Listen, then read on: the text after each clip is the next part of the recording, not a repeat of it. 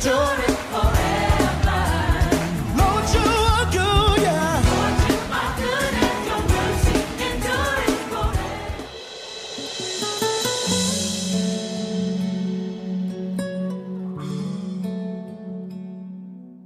Aujourd'hui, je vais apporter un enseignement.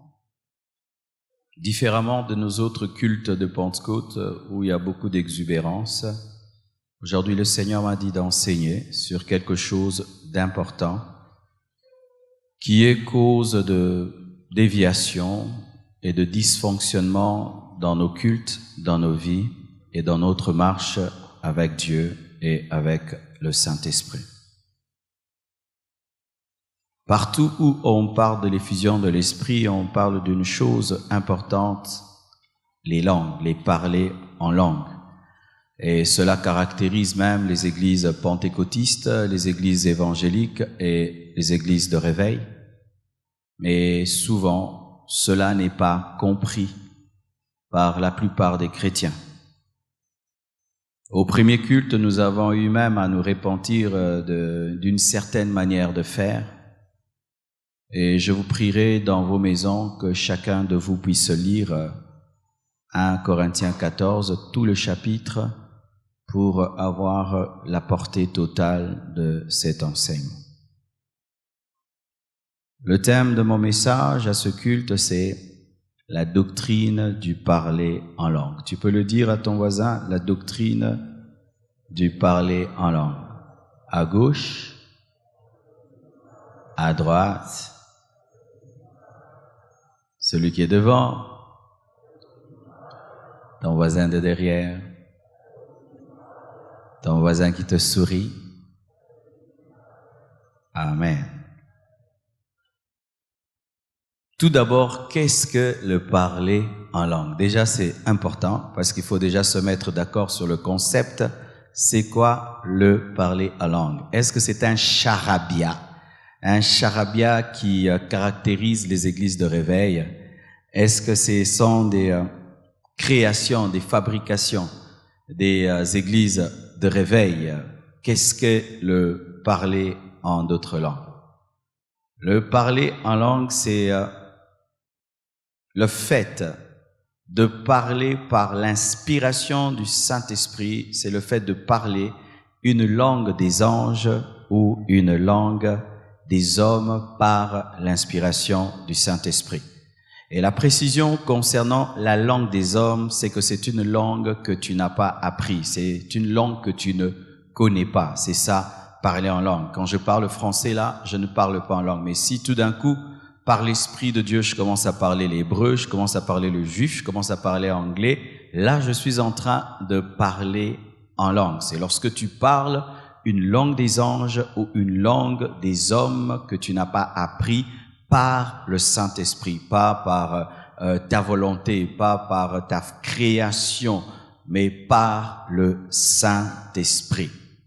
Et là, déjà dans cette définition, vous allez remarquer que j'ai parlé de deux choses. J'ai parlé de la langue des hommes et j'ai parlé de la langue des anges. Certaines personnes ne croient pas qu'il y a des langues des anges. Bien-aimé, la Bible parle des langues des anges. Et de plus en plus, mon désir en tant que prédicateur, c'est d'être vraiment biblique. Vraiment, c'est vraiment devenu l'un de mes grands soucis, c'est d'être biblique, rien que cela. Car maintenant, de plus en plus, il y a des chrétiens modernes qui n'arrivent pas à accepter tout ce qui est dans la parole de Dieu parce que des fois, ça paraît être trop mystérieux. Mais la Bible reconnaît qu'un homme peut parler une langue des anges. Et donc, si il y a une langue des anges, donc réellement les anges parlent en langue. Quand Michael et Gabriel causent, ils ne causent pas en français, ils ne causent pas en lingala, ils parlent en langue. Et donc aussi au ciel, la langue qui sera parlée, ce sera le parler en d'autres langues, la langue des anges. Si il s'avérait qu'au ciel on parle lingala, les Chinois ne vont pas causer avec les Congolais. Si au ciel on parlait anglais, il y aura des francophones qui ne sauront pas parler, il y aura des problèmes au ciel. Alors quelle est cette langue qui unit tous les chrétiens? C'est le parler en langue. Parce que quand le Congolais parle en langue, le chinois c'est le parler en langue. Amen. Sachez qu'au ciel, nous parlerons en langue. Ce sera la langue du ciel. Lorsque Dieu parle avec les anges, il parle en langue.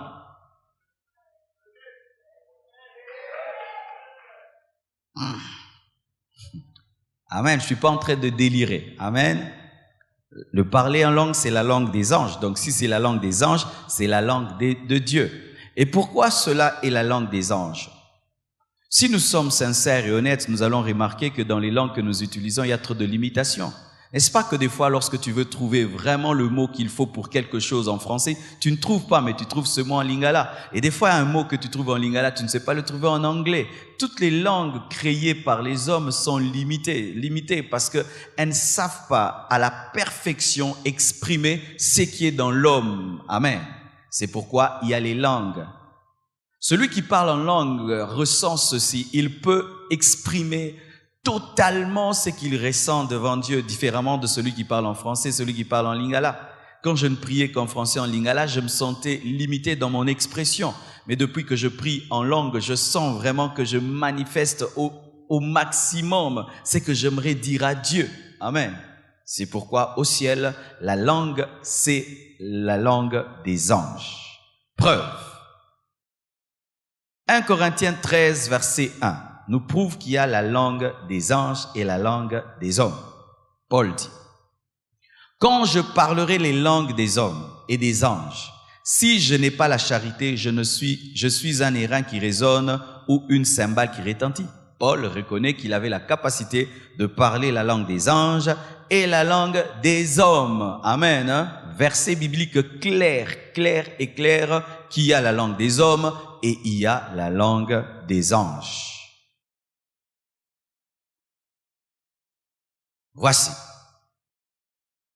Pour ce qui est de la langue des hommes, qu'est-ce que cela? C'est lorsque par l'esprit tu parles une langue que tu n'as pas appris.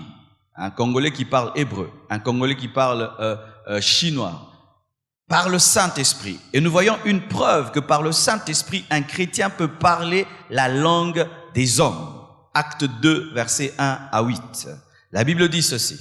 Le jour de la Pentecôte, pour ceux qui ne savent pas, la Pentecôte n'est pas une fête de l'effusion de l'Esprit. Amen. La Pentecôte, dans l'agriculture juive, c'était une fête qui célébrait la moisson. C'est que lorsque l'agriculteur venait de s'aimer et qu'il récoltait, il célébrait la récolte. Amen. Et c'était une fête qui était célébrée en Israël, mais cette fête est devenue la fête de l'effusion de l'Esprit parce qu'elle a coïncidé avec l'effusion de l'Esprit. Mais au préalable, c'est une fête célébrant la moisson. Le jour de la Pentecôte, la fête de moisson, ils étaient tous ensemble dans le même lieu. Tout à coup, il vint du ciel un bruit, comme celui d'un vent impétueux. Donc la Pentecôte a existé même avant l'effusion de l'Esprit. Amen. D'accord? Et il remplit toute la maison où ils étaient assis. Des langues semblables à des langues de feu leur apparurent séparées les unes des autres et se posèrent sur chacun d'eux. Ils furent tous remplis du Saint-Esprit et se mirent à parler en d'autres langues selon que l'Esprit leur donnait de s'exprimer. Or, il y avait en ce jour à Jérusalem des Juifs, hommes pieux de toutes les nations qui sont au ciel. Pourquoi? Parce que la déportation avait fait que les Juifs se retrouvaient dans toutes les nations de la terre et certains Juifs, après la déportation, ils sont restés, ont fondé des familles jusqu'à engendrer des enfants dans la déportation et ces enfants n'avaient pas l'hébreu comme leur langue maternelle mais avaient les langues des nations comme langue maternelle. Et ces Juifs qui étaient déportés, qui étaient disséminés sur toute la terre, revenaient en Israël le jour de la Pentecôte pour célébrer la fête de la moisson qui était une fête juive. Mais lorsqu'ils sont arrivés en Israël, il y a eu un bruit.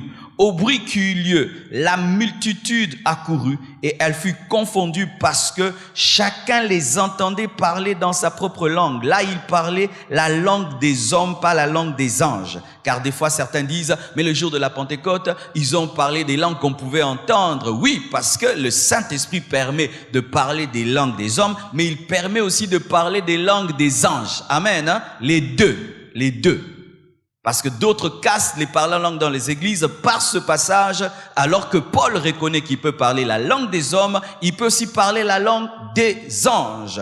Au bruit qui eut lieu, la multitude accourut, elle fut confondue parce que chacun les entendait parler dans sa propre langue. Ils étaient tous dans l'étonnement et la surprise et ils se disaient les uns aux autres, voici ces gens qui parlent, ne sont-ils pas tous galiléens? C'est-à-dire, c'est impossible qu'ils parlent nos langues maternelles car ils sont galiléens. Et comment les entendons-nous dans notre propre langue à chacun, dans notre langue maternelle? Amen. Confirmation de la langue des hommes et de la langue des anges. Dis à ton voisin, sorte de langue. Il y a deux sortes de langues. Il y a une langue qu'on appelle la langue signe et il y a une autre langue qu'on appelle la langue don. La langue don n'est pas la langue signe n'est pas la langue don. Lorsqu'il y a confusion déjà sur la langue signe et la langue don, du coup, nous aurons des problèmes dans l'interprétation des Écritures et dans la manière de fonctionner dans nos cultes et aussi dans la manière de défendre ce qui se passe au milieu de nous. Qu'est-ce que la langue signe? Marc 16, verset 17. Marc 16, 17. La langue signe, c'est un signe de la foi. La Bible dit, voici les miracles qui accompagneront ceux qui auront cru. En mon nom, ils chasseront les démons, ils parleront des nouvelles langues. Parmi les signes qui accompagnent ceux qui croient, les miracles, les prodiges, chasser les démons, imposer les mots malades et les guérir, il y a aussi parler en langue. Et ce parler en langue n'est pas un don qui est donné pour que tu puisses donner des messages, mais c'est seulement un signe que tu as cru. C'est encore la langue signe, c'est un signe du baptême dans le Saint-Esprit. Qu'est-ce que le baptême dans le Saint-Esprit? Quand on dit baptême dans le Saint-Esprit, baptême dans le Saint-Esprit, tu seras baptisé dans le Saint-Esprit, tu n'es pas encore baptisé du Saint-Esprit, tu seras baptisé dans le Saint-Esprit. Qu'est-ce que cela veut dire? Le baptême dans le Saint-Esprit, c'est une deuxième expérience avec le Saint-Esprit après avoir cru. Et donc, si je parle d'une deuxième, donc il y a une première. Qu'est-ce que la première et qu'est-ce que la deuxième? La première expérience avec le Saint-Esprit, c'est lorsque tu crois en Jésus. Quand tu crois en Jésus, le Saint-Esprit vient dans ta vie automatiquement. À l'instant où Christ entre dans ta vie, le Saint-Esprit également vient dans ta vie. Cette expérience vient pour te conférer la nature de Dieu. Tu reçois la nature de Dieu, tu deviens enfant de Dieu, tu nais de nouveau. Mais il y a une deuxième expérience avec le Saint-Esprit. La première expérience vient pour te donner la nature, le caractère de Dieu. Mais la deuxième vient te donner la puissance. Quand est-ce qu'on dit qu'une personne est baptisée du Saint-Esprit? C'est lorsqu'elle est remplie du Saint-Esprit et elle est revêtue de sa puissance. Lorsque tu es rempli de l'Esprit et revêtu de la puissance du Saint-Esprit, tu es baptisé du Saint-Esprit. Car il y a des chrétiens qui sont remplis de l'Esprit, mais qui ne sont pas revêtus de sa puissance. C'est lorsque tu es rempli et tu es revêtu, c'est alors que tu es baptisé du Saint-Esprit. Mais tu étais déjà sauvé. Un chrétien qui n'est pas baptisé du Saint-Esprit est sauvé. Car ce qui te sauve, c'est le fait de croire et de recevoir le Saint-Esprit pour ton salut, pour ta transformation. Mais le baptême dans le Saint-Esprit, c'est une expérience dans la marche qui te permet d'être efficace dans le service de Dieu et efficace dans ton témoignage. Et ce baptême-là du Saint-Esprit est souvent accompagné d'un signe. Le parler en langue. Preuve. Acte 10, versets 44 à 46. La Bible dit ceci.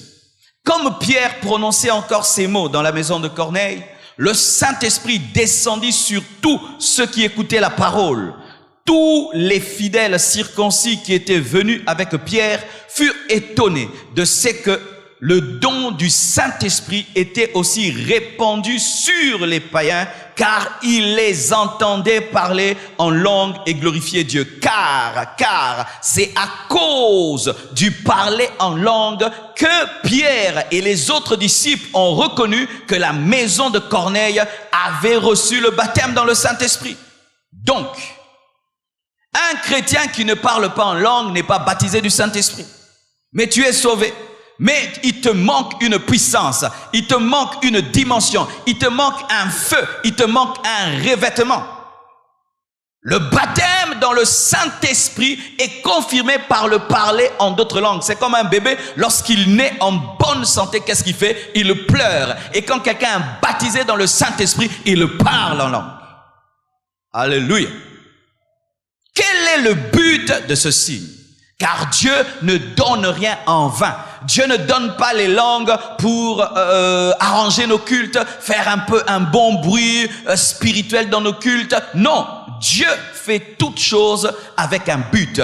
Pourquoi il y a les langues dans l'église? Pourquoi nous parlons en langue? Pourquoi le Saint-Esprit donne, entre guillemets, c'est que certaines personnes appellent charabia, ce charabia. Pourquoi le Saint-Esprit donne la langue des hommes et la langue des anges? Mais retenez, nous sommes toujours dans le signe. Amen. Il y a deux sortes de langues, la langue signe et la langue don. Et je suis en train de parler de la langue signe. Pourquoi le Saint-Esprit donne la langue signe? Premièrement, pour lui dire des mystères.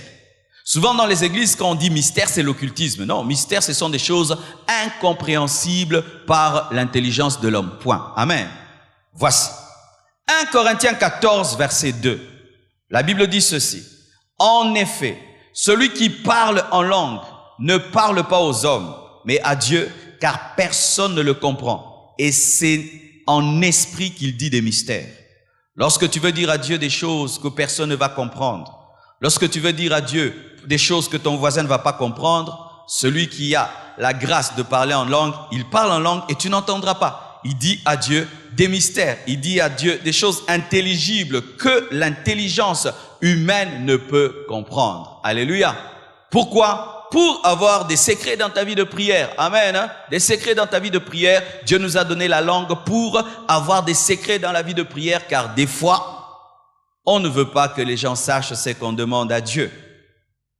Pourquoi encore les signes du parlant en langue? Pour prier par l'esprit et non par l'intelligence. Car nous prions de deux manières, mes frères. Nous prions avec l'esprit, nous prions avec l'âme. Parce que l'intelligence est dans l'âme. Le corps est le temple du Saint-Esprit. Dans ton âme, il y a ton intelligence. Et dans ton esprit, il y a ton adoration. Celui qui veut prier parfaitement en esprit, car la prière parfaite, l'adoration parfaite est en esprit. Jésus-Christ, parlant à la femme samaritaine, lui a dit, l'heure vient et elle est déjà venue où les vrais adorateurs adoreront le Père en esprit et en vérité. Et cette parole s'accomplit réellement lorsque l'homme adore en langue, prie en langue et rend grâce en langue. Alléluia. Nous avons le parler en langue pour prier en esprit et non par l'intelligence, parce que l'intelligence a des limites, l'intelligence a des faiblesses, l'intelligence commet des erreurs. Je peux commettre des erreurs en priant avec mon intelligence, où je ne dis pas le verset comme il se doit, où je demande à Dieu quelque chose qui n'aimerait pas que je lui demande, où je revendique une chose qui n'est pas selon le plan parfait de Dieu, où je suis en train d'adorer pendant qu'il faut que je puisse louer, où je loue pendant que je dois demander. Mais quand quelqu'un prie en esprit, il fait exactement ce qu'il devait faire en ce moment-là. Est-ce qu'on peut acclamer Dieu pour cela? Alléluia! Priez en esprit. Mais voici ce qui arrive. Lorsque tu pries en esprit, ton intelligence est stérile. C'est-à-dire que ton intelligence ne fonctionne pas. Et le conseil que je vous donne, faites très attention, car parler beaucoup en langue peut détruire ta vie. Oui. Lorsque tu ne parles qu'en langue, mais quand tu pries, tu ne parles pas en français, en lingala, ça peut te détruire dans le domaine de l'intelligence. Ça va te faire grandir dans le domaine spirituel, mais dans le domaine de l'intelligence, tu vas diminuer. C'est pourquoi vous remarquez que les chrétiens qui prient tout le temps en langue, mais qui n'ont pas de temps aussi pour prier dans l'intelligence, mémorisent difficilement les versets bibliques. Parce que quand tu parles en d'autres langues, tu n'as pas à dire « il est écrit ». Il est écrit en langue, c'est quoi? Amen. Ça va faire maintenant que tu es efficace dans la prière, mais tu as un problème quand tu veux revendiquer avec l'intelligence. Tu n'as pas de versets mémorisés dans la prière. C'est pourquoi vous devez équilibrer. Le 3/4 du temps, prier en langue, mais prier aussi en intelligence pour continuer à mémoriser les Écritures et la parole de Dieu lorsque vous vous tenez devant Dieu. Et surtout, lorsque vous devez édifier les autres par l'intelligence, car tu dois faire une prière de qualité qui édifie l'autre. Et cette prière de qualité n'est pas en langue, elle est en intelligence. Est-ce que vous comprenez cela? Quelqu'un qui prie avec les Écritures retient les Écritures. C'est pourquoi prier avec l'esprit et prier avec l'intelligence, afin que vous puissiez développer à la fois votre esprit et votre intelligence. Vous comprenez cela? Amen. Encore. Pourquoi nous prions en langue? Pour notre propre édification. Dites propre édification. 1 Corinthiens 14, verset 4, la Bible dit, « Celui qui parle en langue s'édifie lui-même, mais celui qui prophétise édifie l'Église. » C'est-à-dire qu'il y a des choses que Dieu te donne pour toi-même et des choses qu'il te donne pour les autres. Le signe du parler en langue n'est pas donné pour l'Église, c'est pourquoi ça ne nécessite pas l'interprétation. Celui qui parle en langue signe, prie. Parce que la langue signe n'est pas un message ni une prophétie, c'est toujours une prière, une adoration, une action de grâce qui vient pour t'édifier toi-même. Amen. Lorsqu'un homme prie en langue, il se bâtit. Amen. Il s'aiguise, il se recharge. Amen. Il se recharge car il dit des choses en esprit qui touchent directement son esprit. Et c'est merveilleux, car lorsque tu entends la parole touche ton âme et ton esprit, mais quand tu pries en esprit, directement l'esprit. Qu'est-ce que ça sert dans les cultes de Pentecôte? Vous faire tomber si vous ne comprenez même pas l'esprit. Alléluia. Ton édification. Et Paul dit, celui qui parle en langue s'édifie lui-même. C'est pourquoi des fois tu parles en langue, tu sens la joie. Tu sens la joie parce que ton esprit est en train d'entendre des choses terribles. Alléluia. Des mystères que tu n'as jamais entendus par ton intelligence. Mais quand tu pries en esprit, ton esprit les entend. C'est pourquoi des fois tu peux prier, tu pries, tu sors de ta chambre, tu te sens grand. Il se peut que l'esprit ne parlait que de la grandeur de Dieu, de la gloire de Dieu, de la grandeur de Dieu. Et tu es tellement dedans. Et quand tu sors, alléluia, alléluia. Oh, Shandala Baba. Là, je n'interprète pas parce que j'ai prié. Pourquoi encore? Pour faire des actions de grâce excellentes, une louange, une adoration excellente. N'est-ce pas que ça t'arrive de fois? Dieu fait tellement de choses dans ta vie et puis tu manques les mots, n'est-ce pas? D'ailleurs, il y a même des chansons qui ont été composées à ce sujet à cause de cette incapacité d'exprimer à Dieu ce qu'il a fait dans nos vies. Nous chantons souvent, Seigneur, les mots me manquent pour t'adorer. Les mots me manquent pour te louer. Mais en langue, les mots ne manquent jamais. Alléluia. En langue, les mots ne manquent jamais. Mais en français, les mots manquent. Oui, ça m'arrive des fois, je vois ce que Dieu fait dans ma vie. J'aimerais lui dire, mais tu sens que le français ne peut, l'anglais ne peut, le swahili ne peut, le lingala ne peut. Mais quand tu parles en d'autres langues, tu sens que tu as dit ce que tu voulais dire. Pour rendre grâce avec excellence, louange avec excellence, adoration avec excellence. Écoutez maintenant. Dans le domaine du parler en langue signe, une fois que tu l'as, c'est à toi et tu peux l'exercer tout le temps.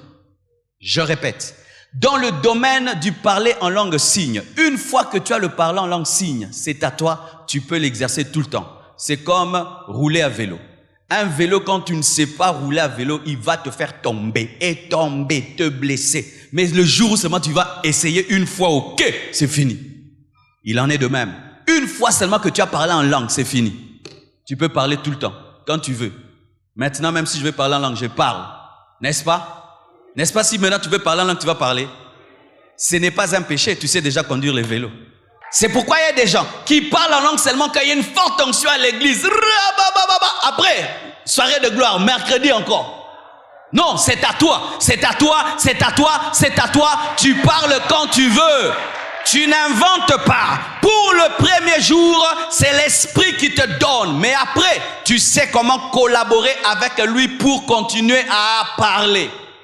Ah, attendez, je me ré. C'est-à-dire que tu as déjà, quand tu entres dans ce réseau, tu y restes.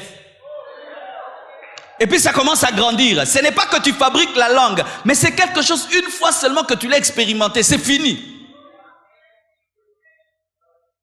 Vous qui avez perdu le parler en langue, vous ne l'avez pas perdu, il est en vous, mais vous avez un problème, vous avez une forteresse religieuse, vous pensez qu'il faut seulement un culte spécial pour parler en langue. Non, tu peux parler dans la chambre, au salon, partout, partout, tout le temps, tout le temps, tout le temps. Prier sans cesse s'accomplit parfaitement en langue. Car prier sans cesse en français, c'est pas possible, mais en langue, c'est possible. Quand Paul dit prier sans cesse, c'est comment alors?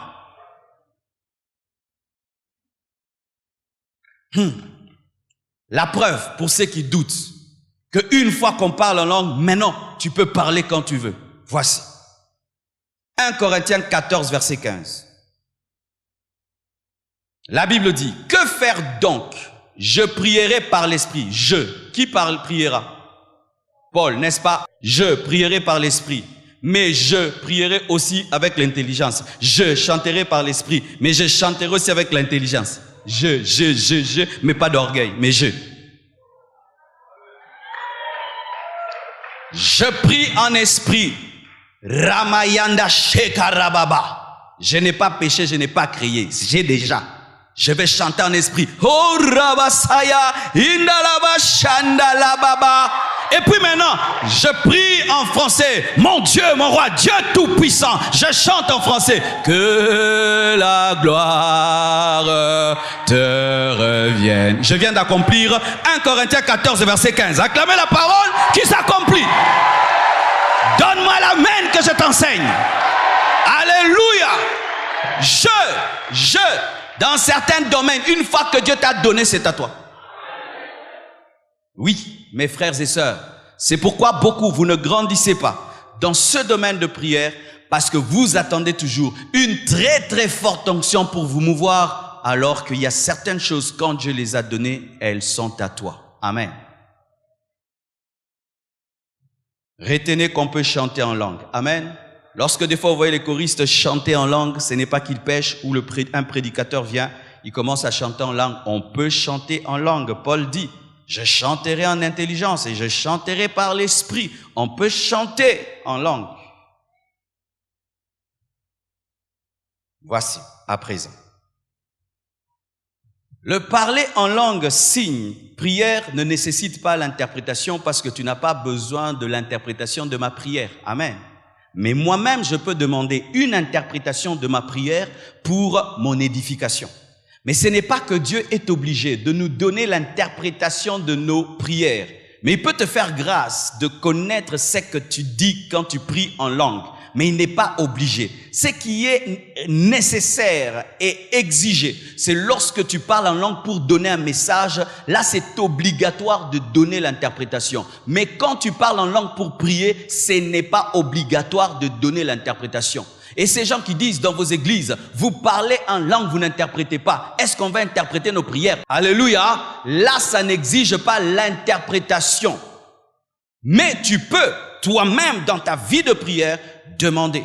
Mais des fois, Dieu vous donne même des interprétations de vos prières quand vous priez en langue, mais vous ne le savez pas. Comment cela se passe? Tu es en train de parler en langue et tu entres dans un haut niveau de la langue, car il y a niveau et niveau. Vous savez, n'est-ce pas?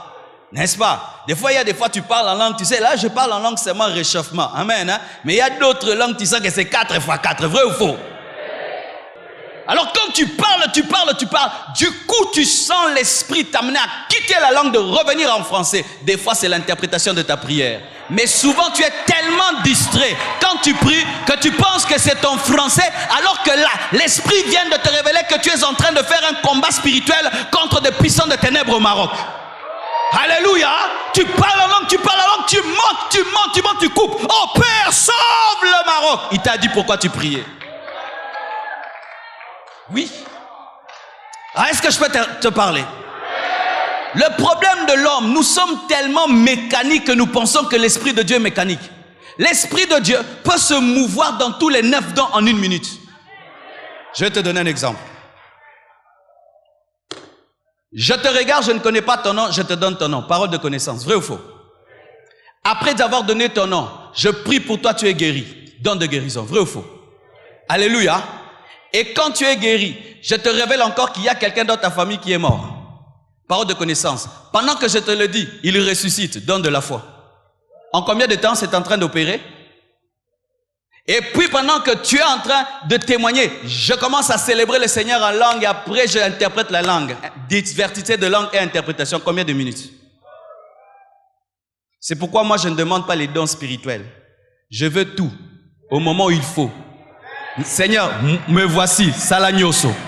Pourquoi? Parce que si je n'ai que la parole de connaissance, le jour où j'aurai besoin du don de miracle, il ne va pas m'utiliser. Me voici, utilise-moi. Tu veux quoi? Je veux tout. Je veux tout au moment où tu veux. Quand il y a besoin de sagesse, tu me donnes la parole de sagesse. Quand j'ai besoin de connaissance, tu me donnes la parole de connaissance. Quand j'ai besoin de guérison, tu me donnes le don de guérison. Je veux tout quand tu veux. Vous devez quitter le fonctionnement humain dans les choses spirituelles. Ça va vous bloquer. Tu pries, et puis ça s'arrête, et puis ça t'amène dans une prière en français ou en lingala, mais tu sens que c'est une prière qui ne provient pas de ton intelligence, mais qui est poussée par l'esprit. Il se peut que tu es en train de recevoir l'interprétation de ta prière. Alléluia. Alléluia. Voici le mode opératoire du parler en langue signe. On peut prier tous en langue à l'église. Amen. On peut parler tous en langue à l'église. Quand il s'agit de la langue prière, la langue signe, on peut parler tous en langue. Mais, voici. Ça, j'aimerais dire à nous prédicateurs et à nous modérateurs. Avec ces micros que nous avons, la donne change. Amen. Pourquoi? Si je commence à prier en langue avec le micro, ma prière en langue n'est plus une prière en langue personnelle, elle est devenue publique. Quand la langue devient publique, la doctrine change. Quand la langue est personnelle, je m'édifie moi-même, c'est autre. Mais quand maintenant je veux édifier les autres, ça change. Est-ce que tu peux édifier les gens par une prière en langue? Non, parce que la prière en langue n'est pas une langue de message. Ainsi, nous devons arrêter de prier en langue au micro. Oui, nous devons arrêter de prier en langue au micro. Ça n'a pas de sens. Vous savez pourquoi nous ne trouvons pas que ça n'a pas de sens? C'est parce que nous regardons l'église avec l'œil du chrétien, mais nous ne regardons pas l'église avec l'œil du païen. Mais lorsque Paul parle dans 1 Corinthiens 14, il parle de l'œil du païen, qui vient parmi vous et qui vous entend parler en langue, mais il ne comprend rien, il vous considère comme des barbares. Vois-toi païen. Rentre, païen. Tu viens dans une église. Au micro. Tu vas dire, plus jamais. Il y a un homme que je ne comprenais pas au début de ma foi. C'était l'homme de Dieu, Jacques-André Vernon. Cet homme a ressuscité des morts. Il a fait marcher des paralytiques. Mais dans le culte, tu l'entendais parler en langue au micro, nassé, mais publiquement comme ça. Vraiment, tu peux compter combien de fois il l'a fait. Pourquoi? Il ne parle pas en langue pour vous démontrer qu'il a la puissance. Il vous démontre la puissance par la parole et par son ministère. Car la langue prière, c'est pour ton intimité. C'est pour ton intimité. N'est-ce pas que quand tu te promènes avec un chargeur napil, n'est-ce pas? Parce que c'est fait être chargé en secret. Tu es fait à te recharger en secret dans la prière en parlant en langue. Mais quand tu viens devant les gens, dis des choses qu'on entend. Ne dites pas devant les gens des choses qu'on n'entend pas. Et quand il s'agit de la prière, est-ce que la prière est un message pour que tu puisses la dire? Voici. Quand on dit prions, tu peux parler en langue quand tu es là-bas, dans la foule. parce que chacun prie pour sa vie. Mais quand tu montes ici devant, on dit le frère va prier pour l'église. Le feu d'une église, mes amis, le feu d'une église se révèle par la conversion des âmes. Vous voyez maintenant, j'ai parlé en lingala, eux ils étaient déconnectés. Quand tu parles en langue, tu pries en langue sans interpréter, tu nous déconnectes. J'explique. Un Chinois vient ici. On lui donne un interprète, il refuse l'interprète. Et on dit, le frère Chin-Chan va nous bénir à la fin du culte. Et le frère Chin-Chan, il dit, il n'a pas besoin de l'interprète. Il commence, tu vas dire amen? Tu vas dire amen? Mais il est en train de prier Dieu. Il est en train de prier Dieu. Mais pourquoi tu ne dis pas amen? Parce que tu ne comprends pas. Et lorsque si tu parles, tu pries en langue, tu pries en langue, tu pries en langue. On ne comprend pas. Aujourd'hui, je me répands. Moi-même, je me répands. Vous aussi, répentez-vous, répentons-nous. Nous nous répentons. Que Dieu nous pardonne. Amen. Hein? Un enfant de Dieu se répand tous les jours. Tu regardes la parole, tu regardes ce que tu fais, tu te répands. Je me répands. Que Dieu me pardonne. Pendant que j'ai composé cette prédication, je me repentais.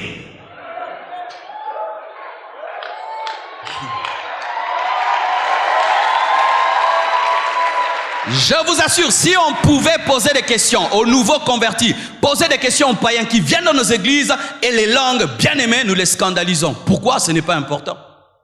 La personne te suivait quand tu chantais en français, il chantait. Je veux chanter et louer.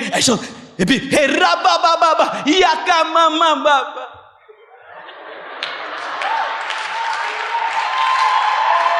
Oui, et nous mettons même les langues dans des chansons. On enregistre une langue au studio. Nous enregistrons des langues au studio. Que Dieu nous pardonne. Nous enregistrons des mystères.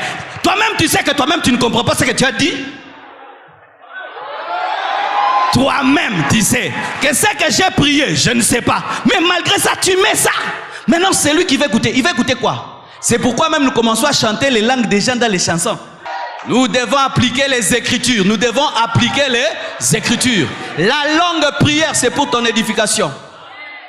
Pour ceux qui doutent, lisons la Bible. Lisons la Bible. Paul. Non, il m'a choqué aujourd'hui. Hein. Chaque jour que tu liras la Bible, tes yeux s'ouvriront. Ne lis jamais la Bible comme si tu la connais. Tu ne vas plus voir. 1 Corinthiens 14, versets 15 à 16. Voici ce qu'il dit. Que faire donc? Je prierai par l'Esprit, mais je prierai aussi avec l'intelligence. Je chanterai par l'Esprit, mais je chanterai aussi par l'intelligence. Autrement, si tu rends grâce par l'Esprit, comment celui qui est dans les rangs de l'homme du peuple répondra-t-il Amen? Paul. Comment répondra-t-il Amen à ton action de grâce puisqu'il ne sait pas ce que tu dis? Paul. Oh, acclamons la parole.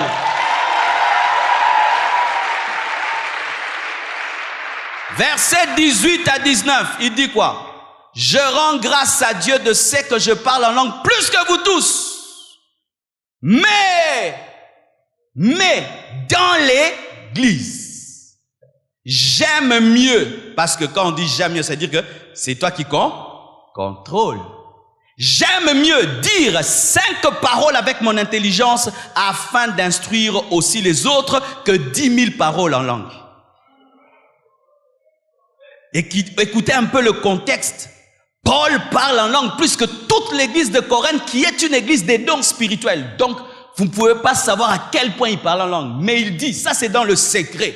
Il parle en langue plus que tous. Mais quand il vient en public, il préfère mettre de côté cette capacité et parler 5 phrases dans une langue qu'on peut comprendre que 10 000 dans une langue qu'on ne peut pas comprendre, afin d'édifier tous. Paul, pourquoi? L'efficacité. Pourquoi je te dirais quelque chose que tu ne peux comprendre? Avant, on se plaisait à faire des choses que les gens ne comprennent pas, mais plus tu deviens intelligent dans les choses de Dieu, tu te rends compte quoi? Tout ce que tu dis qui n'est pas compris est dit pour rien. Tu donnes cours, les enfants ne comprennent pas, tu as donné cours pour rien, vrai ou faux? Et tout ce qui à l'église est fait sans être compris est fait pour rien. Que ce soit les langues, les chansons, tout ce qui n'est pas compris est fait pour rien. Et Paul préférait dire 5 choses qu'on peut comprendre au lieu de dire 10 000 choses qu'on ne peut comprendre, même si les choses incompréhensibles sont supérieures. Je donne un exemple. Tu sais qu'une nourriture est bonne, mais tu sais que l'enfant ne peut la manger, tu préfères lui donner la bouillie parce que tu préfères qu'il mange la bouillie au lieu qu'il puisse vomir la viande. Je sais que la viande est supérieure à une nourriture, mais je sais que si je te la donne, tu la vomis. Je préfère te donner une nourriture basse, au moins elle, tu vas l'ingurgiter. 10 000 paroles en langue non comprises sont inférieures à 5 paroles comprises. Et que Dieu vous bénisse, c'est plus. Parce que tu as entendu. Mais c'est efficace dans la prière secrète. Amen, hein? Dans la prière secrète. Nous devons arrêter à l'église, venir montrer tout. Car il y a des choses qui se cachent. Mais quand tu sors, tu démontres la puissance dans des choses qu'on entend. Mais dans le secret, tu as fait même 10 heures en train de parler en langue. Surtout pour nous qui montons ici. Car je vous assure, un païen, déjà n'est jamais venu à l'église, jamais de sa vie. C'est la première fois qu'il met. Déjà la parole qu'il comprend là l'énerve. Quand on lui parle en français, déjà il ne comprend rien à la Bible. Maintenant tu ajoutes maintenant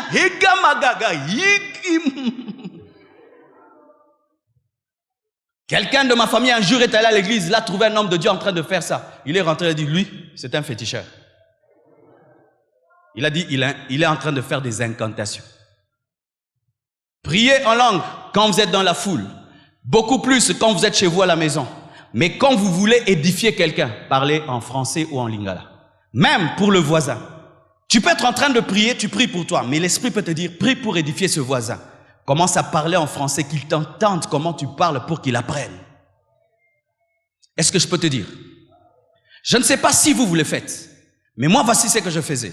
Lorsque je gagnais quelqu'un à Christ, je l'amenais à l'église et je m'asseyais toujours à côté de lui. Pour qu'il me voie comment je suis la parole, mais aussi comment je prie. Et quand je priais pour Dieu, mais aussi je priais pour lui apprendre à parler à Dieu. Et en ce moment-là, je dois mettre de côté le parler en langue, parler dans une langue qu'il comprend pour qu'il apprenne à parler à Dieu.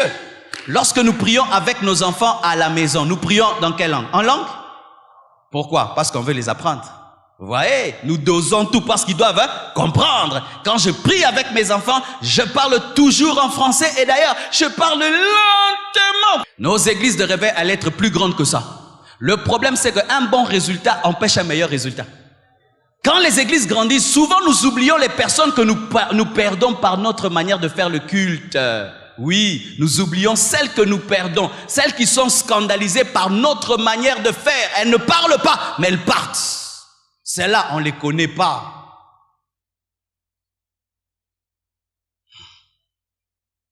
Ok.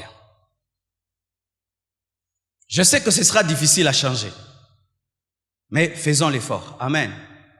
Quand tu emmènes la prière, tu commences. Reviens en français. Amen. Hein? Reviens en français. Reviens en lingala. Reviens dans une langue qu'on comprend.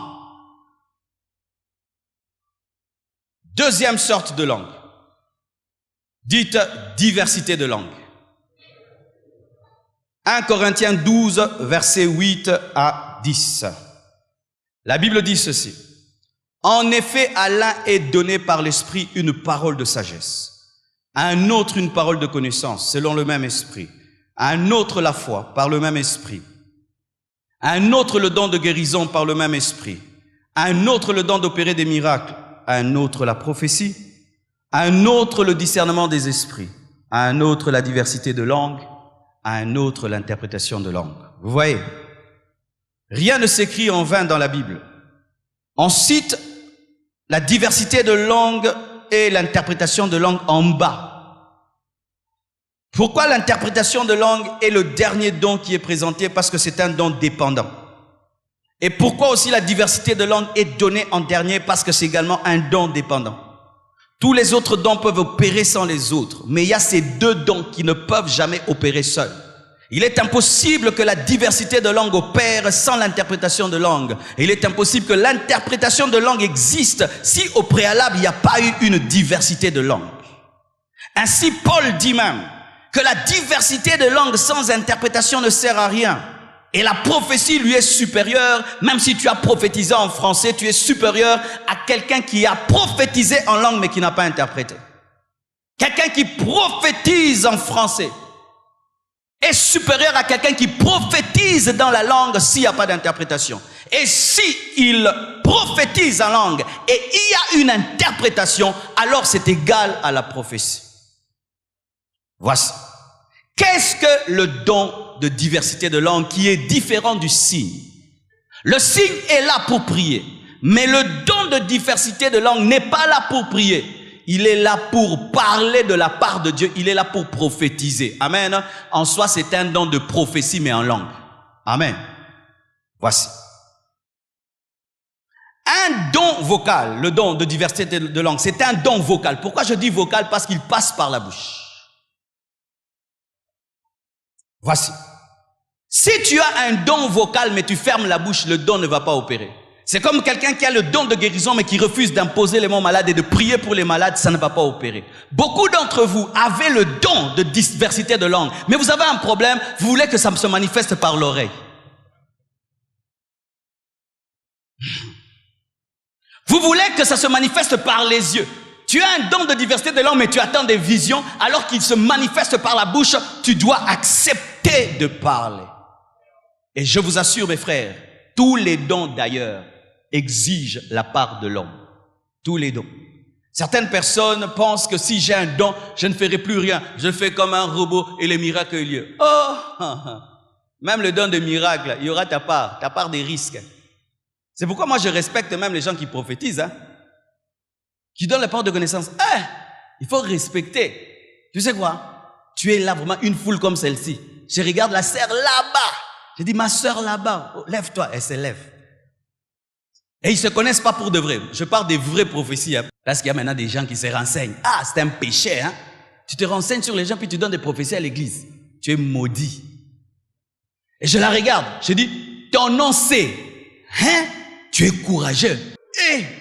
Il dit, Dieu me dit, ton oncle s'appelle tel, tu habites telle adresse. Et puis la personne, non. J'habite pas Kingabois. J'habite Limete. Non, ça. Non, il faut les acclamer déjà pareil. Non, ils sont courageux. Même pour le don de miracle. Vous voyez des fois quand on témoigne, non, il y a un parti qui a marché. Frère, le risque qu'il y avait. J'ai déjà prié, des paralytiques ont marché et tout. Mais une fois aussi j'ai prié 2 ou 3 fois, ça n'a pas marché. Si j'étais déjà arraché, je ne m'occupe pas de toi, je continue à prier pour les autres. Là que Sion, les autres se débrouillent avec toi, moi je continue.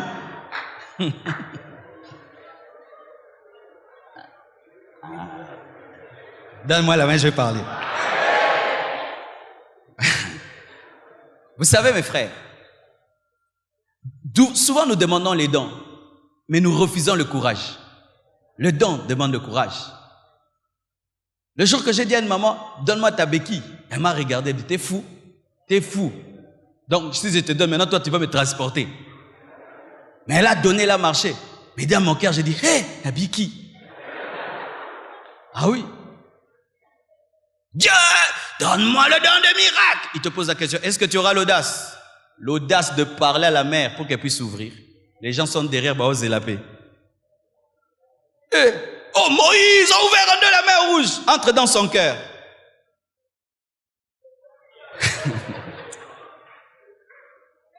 Et Simba, te uzonganda. Bando pe so kombo. Tata Moïse na ba mai na e.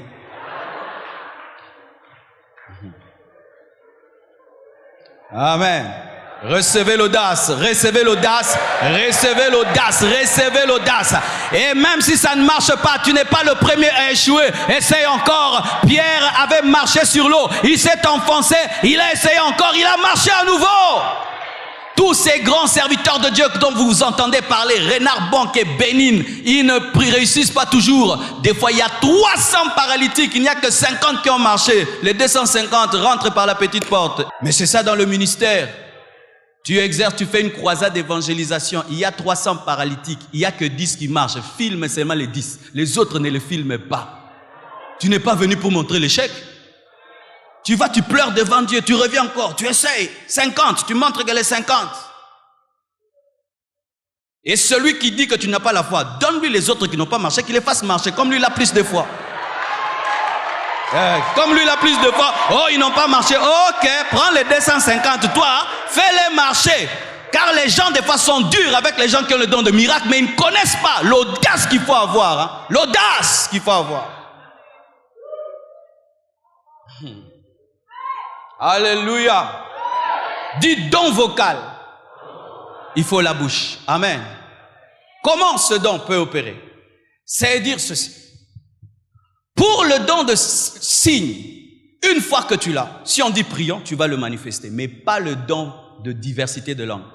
Le don de diversité de langue, on ne décide pas de le manifester. Il est comme la prophétie. On ne décide pas de prophétiser. C'est Dieu qui parle et puis toi tu dis.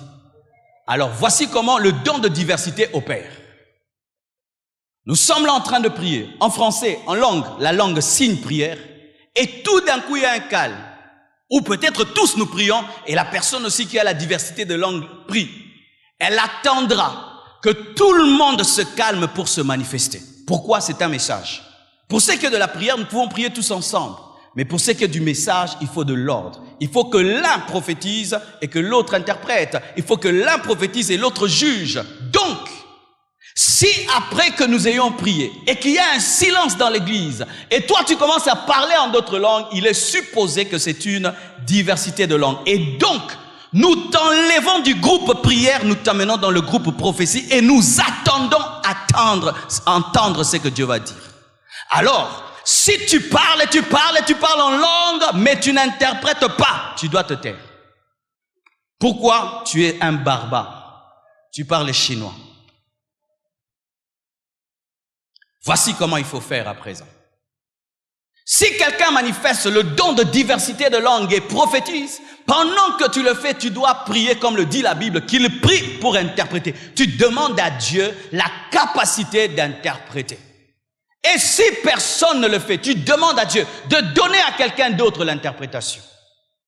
C'est quand vous voyez quelqu'un, il y a le silence dans la salle et il commence à parler en langue et après il commence à parler en français, il est en train d'interpréter ce qu'il a dit en français. Si ce n'est pas une prière. Car certains, nous restons calmes, nous pensons qu'il a reçu une diversité de langues et pendant qu'il est en train de parler, on s'attend qu'il va interpréter. Vous entendez, oh Père, agis dans ma vie, sauve ma famille. Ça, ce n'est pas une prophétie. Tu as parlé à haute voix, mais dans les signes, mais pas dans le don. Vous comprenez ce que je dis? Élève la voix dans l'église en parlant en langue quand tu es sûr que tu as un message. Mais si c'est une prière, prie dans le calme parce qu'on n'a pas besoin d'entendre ta prière.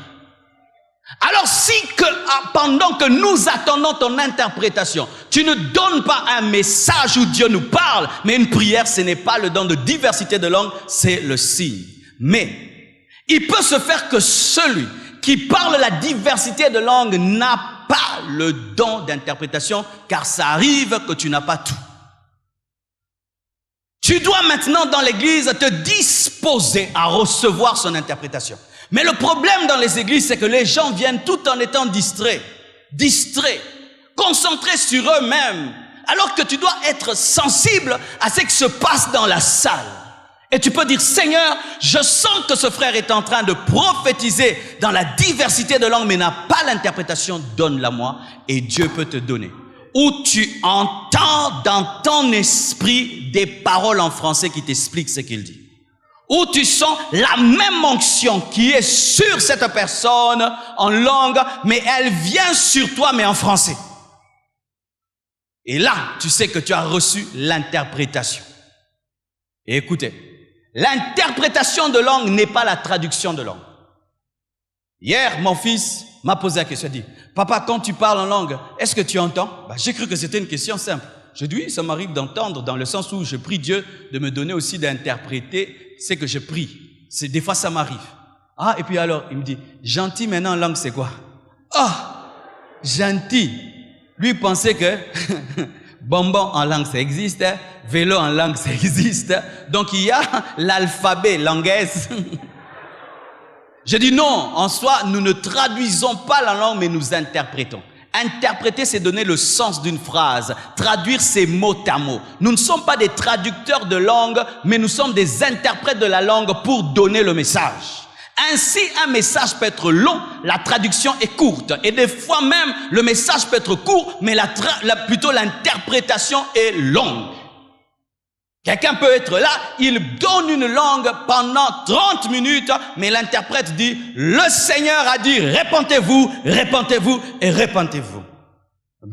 C'est l'interprétation, c'est le sens. C'est comme quelqu'un qui vient, il assiste à ce message, et puis quand il sort, il y a un Américain qui veut savoir qu'est-ce que le pasteur a dit. Il peut lui dire, the pastor teaches us in the diversity of the language.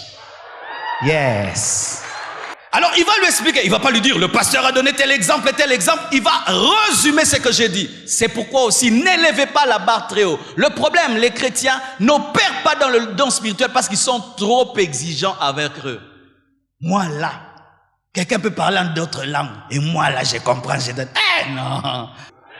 Si l'ânesse de Balaam a prophétisé, tu peux prophétiser. Tu peux prophétiser. Tu peux prophétiser. Si un animal a prophétisé, tu peux prophétiser. Corneille était un païen. Il a cru et toute sa maison a prophétisé. Des Romains, ils ont prophétisé. Tu peux prophétiser. Alléluia. Tu peux prophétiser. Ou tu dis, vraiment, lorsque le frère parlait, Dieu m'a dit ce qu'il a dit. Il a dit ça. Oh, waouh. Alors qu'on priait, Dieu m'a révélé la femme de ma vie. Oui, on est fatigué des visions de l'homme de ma vie, la femme de ma vie. Il n'y a que ça que le Saint-Esprit montre. Nous rabaissons le Saint-Esprit à une dimension maritale. Je vous assure, si on commençait à interpréter toutes ces langues dans les églises, bien-aimés, il y aurait des directions impossibles. Ou pendant que quelqu'un donne une révélation en langue, l'autre comprend. Le Seigneur demande à l'église 3 jours de jeûne à sec. On entre dans le jeûne à sec et des miracles se produisent. Alléluia. Ce don exige l'interprétation. Sans interprétation, il ne sert à rien. C'est un don qui contient un message de la part de Dieu. Terminons. Comment recevoir le parler en langue signe et le parler en langue don? 1 Corinthiens 14, verset 1. La Bible dit ceci. Recherchez la charité, aspirez au don spirituel, mais surtout à celui de prophétie. Pour que Dieu te donne un don, tu dois le désirer. Si tu ne le désires pas, il ne va pas te le donner parce que tu ne vas pas l'utiliser et tu ne vas pas en profiter et en faire surtout profiter l'Église. Tu dois aspirer. Et dans le terme aspirer, il y a la pensée de prendre ce qui est au dehors et l'amener dedans. Tu dois être quelqu'un qui désire quelque chose de plus. Tu dois désirer. Même si ça a duré. Même si on a prié pour toi plusieurs fois, tu dois continuer à aspirer. Amen.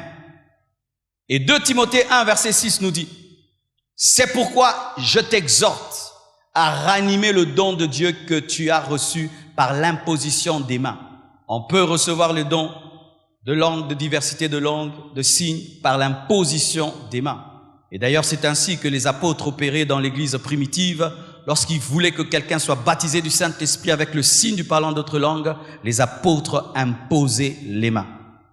La preuve dans Actes 19, versets 5 à 6. La Bible dit ceci. Sur ces paroles, ils furent baptisés au nom du Seigneur Jésus. Lorsque Paul leur eut imposé les mains, le Saint-Esprit vint sur eux et ils parlèrent en langue et prophétisaient. Alléluia. L'imposition des mains permet à ce qui est le baptême du Saint-Esprit avec le signe du parlant d'autres langues. Le baptême aussi d'eau. Nous remarquons ici à la Compassion, la plupart des gens qui sont baptisés du Saint-Esprit, c'est le jour de leur baptême d'eau. Le jour qu'ils entrent dans l'eau, certains même avant même qu'on les plonge dans l'eau, sont baptisés du Saint-Esprit. D'autres quand on les plonge sont baptisés et d'autres quand ils sortent en prix, ils sont baptisés du Saint-Esprit. Le baptême d'eau ouvre la porte au baptême du Saint-Esprit. C'est pourquoi lorsque Corneille a été baptisé du Saint-Esprit avant le baptême d'eau, cela même avait étonné les apôtres parce qu'ils étaient habitués à un fonctionnement baptême d'eau, baptême du Saint-Esprit. Mais ce jour-là, c'était le baptême du Saint-Esprit avant le baptême d'eau.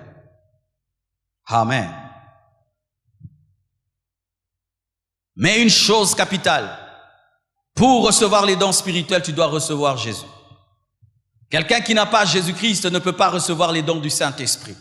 Celui qui n'est pas disciple de Jésus-Christ ne peut pas parler en langue. C'est pourquoi je suis contre tous ces païens qui imitent les parlants en langue et qui les mettent même dans leurs chansons. C'est une abomination. Amen. Hein? C'est une abomination même lorsque les païens imitent les parlants en langue dans leur théâtre. C'est une abomination. C'est une abomination. Et nous, les chrétiens, ne devons pas nous réjouir de voir des païens en train de brader un don aussi important dans leur théâtre et dans leurs chansons. Et sachez encore, tout don spirituel qui se manifeste sans recevoir Jésus est un démon. Si tu es dans une famille dans laquelle il y a un don de guérison qui opère de père en fils sans que vous ayez cru en Jésus-Christ, c'est démoniaque. Il y a ces familles-là qui ont une grâce démoniaque. Si tu te casses, ils te touchent, tu es guéri.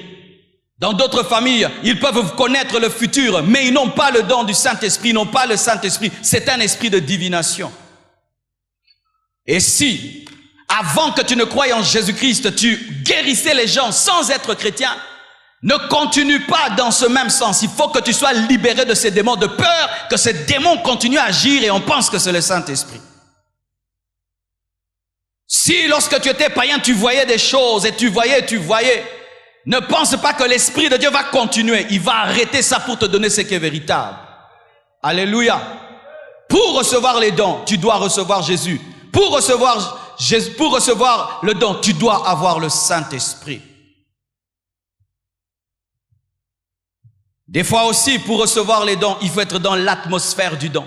La Bible nous dit alors que Saoul n'était pas un prophète, il s'est retrouvé avec une garnison de prophètes et il a commencé à prophétiser. Et les gens posaient la question, est-ce que Saoul est aussi l'un des prophètes? C'est pourquoi dans une église, lorsqu'il y a un don qui agit, vous voyez, il se manifeste facilement dans tous les fidèles. Si vous voyez, il y a un don de guérison, vous allez voir les fidèles aussi opérer dans la guérison. S'il y a un don de diversité de langues, vous allez voir, ils opèrent. C'est pourquoi vous voyez la compassion, les gens sont baptisés du Saint-Esprit très facilement parce que la plupart d'entre nous parlent en langue. Mais si tu vas dans une église où c'est froid, c'est coincé, où si tu parles en langue, on te suspend. Ah oui, je connais des églises comme ça. C'est interdit de parler en langue. Tu vas voir que les dons ne vont pas opérer. Il faut être dans une atmosphère. Aussi, il faut avoir un but pur. Amen. Dites but pur. Ne cherche pas les dons pour épater les gens, mais cherche les dons pour édifier l'église. Amen. Hein? Ah oui, on faisait ça. Dès la porte, c'est mal. Comment? Quoi? Retraite, c'est grave. Routé baba. Et quand on allait en retraite, on veillait que Dieu t'ajoute une dimension nouvelle de langue. Ne désire rien pour épater quelqu'un. Désire les choses pour t'approcher de Dieu et pour être efficace et Dieu te le donnera. Et pour terminer, voici une chose qui peut t'empêcher de recevoir le baptême dans le Saint-Esprit et de parler en langue, ton intelligence. Beaucoup de gens pensent que le Saint-Esprit opère comme un démon. Comment opèrent les démons? Un démon parle en toi sans ta permission. Un démon parle en toi sans te consulter. Ainsi, lorsque les gens sont sous l'emprise des démons, ils insultent les pasteurs, ils insultent des gens, ils disent des secrets et tout là. Mais quand ils reviennent dans leur bon sens, ils se disent, mais qu'est-ce que j'ai dit et qu'est-ce que j'ai fait? Et il y a des gens qui pensent que le Saint-Esprit possède. Bien aimé, nous ne sommes pas possédés par le Saint-Esprit. Amen. Hein? Nous sommes remplis par le Saint-Esprit, donc nous collaborons et nous lui permettons. Alors voici. Si tu penses que le Saint-Esprit va parler en toi sans passer par toi, il ne le fera pas. La Bible nous dit dans Acte 2, chacun d'eux parlait selon que le Saint-Esprit lui donnait de s'exprimer. Le Saint-Esprit te fait la passe et toi tu marches. Quand je parle en langue, le Saint-Esprit me donne les paroles et moi je les parle. Quand je prophétise, le Saint-Esprit me donne les paroles et moi je parle. Et même quand je prêche des fois, j'entends la prédication en avance. J'ai une vitesse d'une seconde par rapport à vous. C'est-à-dire j'entends, je dis, j'entends, je dis, j'entends, je dis. Et quand il ne parle plus, je m'arrête. Mais jamais il ne peut le faire si je ne collabore. Et souvent c'est parce que nous avons été dans des mauvaises écoles de prophétie. Dans ces écoles de prophétie, qu'est-ce qu'on enseigne? Que quand tu prophétises, aux hommes yébaté. Vrai ou faux? Pour bien prophétiser, il faut yéba. Pour que tu dises ça c'est Dieu, ça ce n'est pas Dieu. Parce que pendant que tu prophétises, même les démons peuvent chercher à parler. Et la Bible dit que l'esprit du prophète est soumis au prophète. Alors si tu attends perdre le contrôle pour parler en langue, tu ne perdras jamais le contrôle. Parce que derrière, Dieu veille que tu sois au contrôle. Tu vas sentir, ça va monter, ça monte, et puis ça commence à solliciter la langue. Qui avait senti ça? Tu sens la sollicitation de la langue, tu sens. Qui te dit, arrête le français, arrête le lingala, tu sens ça. Tu vois quelque chose de nouveau que tu n'as jamais dit. Paul était un papa, Pierre était un papa, mais papa Paul prophétisait, il parlait d'autres langues. Pierre prophétisait, il parlait d'autres langues. Est-ce que tu es plus que les apôtres? Nous avons des chrétiens qui sont plus que les apôtres. C'est pourquoi vous n'êtes pas bénis dans l'esprit. Où sont ces papas remplis de l'esprit? Le Saint-Esprit tombe sur lui. Et ça vient. Mais plus on devient des papas, on devient des pères, on devient des grands responsables. On ne sait pas se mouvoir dans l'esprit et on a peur d'être humilié par l'esprit. Humilié par l'esprit, humilié par l'esprit. Jésus est mort, il est ressuscité pour que le Saint-Esprit soit répandu et ce don t'est donné et tu penses que ça peut t'humilier. Que Dieu vous bénisse abondamment. Que Dieu vous bénisse abondamment. Que Dieu vous bénisse abondamment. Alléluia. Seigneur Dieu de gloire, je te bénis. Je te rends grâce pour cet enseignement. Je prie, Père éternel, mon Dieu, qu'il prenne sa place dans les cœurs, dans les âmes. Je prie, Père éternel, Dieu de gloire, que tu bouleverses notre entendement et que tu renverses toute forteresse. Je demande, Père éternel, mon Dieu, qu'une révolution ait lieu dans notre entendement et dans notre manière de fonctionner. Que nous soyons bibliques dans nos cultes. Oui, Père, que nous soyons bibliques dans nos cultes. Nous voulons être bibliques dans nos célébrations. Nous voulons être bibliques dans notre manière de nous approcher de toi. Je prie, Père éternel, mon Dieu, mon roi, que les écailles tombent et que la lumière de la parole prenne place. Au nom puissant de Jésus, j'ai ainsi prié. Amen. Gloire à Dieu.